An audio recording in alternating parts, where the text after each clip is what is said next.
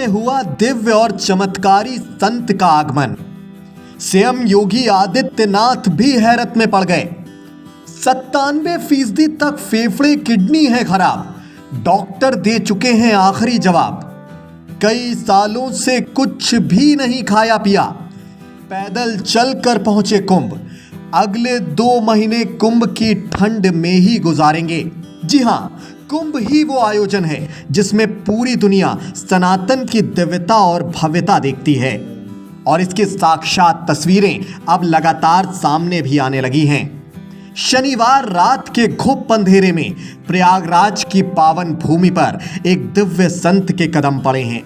चेहरे पर इतना तेज कि मानो साक्षात शिव के दर्शन का सौभाग्य मिला हो प्रयागराज वासियों को।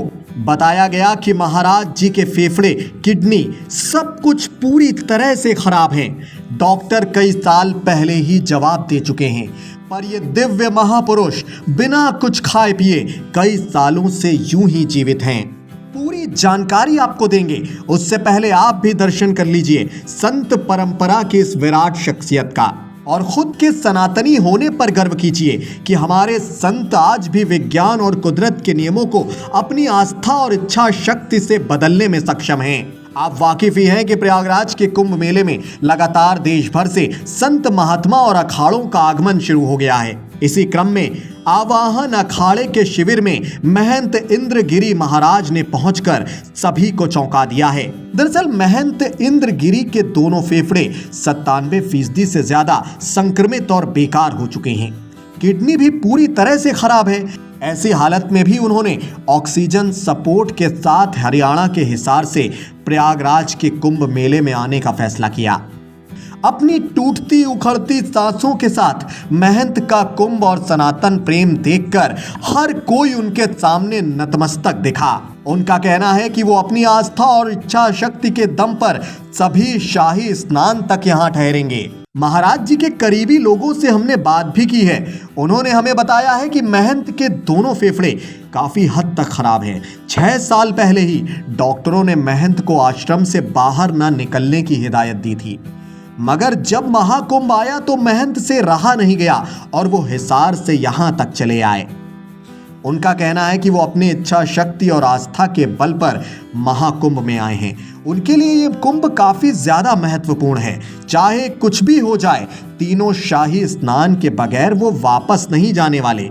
हिसार हरियाणा से आए इंद्रगिरी 4 दशक से आवाहन अखाड़े के महत्वपूर्ण अंग हैं। महंत इंद्रगिरी साल 1989 से लगातार कुंभ मेले में आ रहे हैं। वो हर बार अपने शिविर में अपनी देखरेख में भंडारे का आयोजन भी करते हैं। इस हालत में होने के बाद भी उन्होंने किसी भी परंपरा को नहीं छोड़ा है। बाबा कहते हैं कि अगर प्रयागराज के संगम तट पर कुंभ मेले में उनके प्राण भी चले जाएं तो उनके लिए मोक्ष के द्वार खुल जाएंगे, लेकिन वो कुंभ में ही रहेंगे। फिलहाल आप भी इन दिव्य विभूति के दर्शन कर धन्य कीजिए खुद को, और इन महाराज जी की इच्छा शक्ति और आस्था को देखकर आपका जो भी व्यक्तिगत विचार है कमेंट बॉक्स के जरिए हम तक जरूर पहुंचाएं। साथ ही कुंभ 2025 से जुड़ी ऐसी ही तमाम छोटी बड़ी अपडेट्स और वीडियोस लगातार देखते रहने के लिए आपके अपने चैनल वीके न्यूज यूपी के साथ आप यूं ही जुड़े रहें। शुक्रिया, नमस्कार। इस पर यह है कि कुंभ मेला सुख शांति से होगा। गजानन बाबा की कृपा 2021 से लगी हुई है।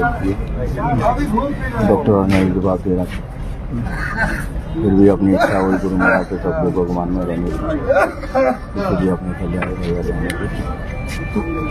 हरियाणा से आए कुंभ प्रयागराज और पूरा कुंभ तक सजाने का विचार।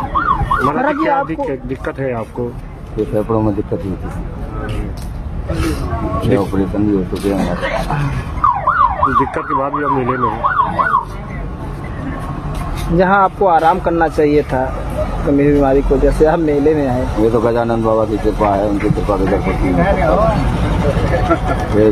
समाज कंट्रोल करना पड़ता है, इसलिए मेला भी करने के लिए आ गया। कुंभ मेला करते हैं, उज्जैन है, नासिक है, द्वारका भी कुंभ मेला करते हैं और करते रहेंगे।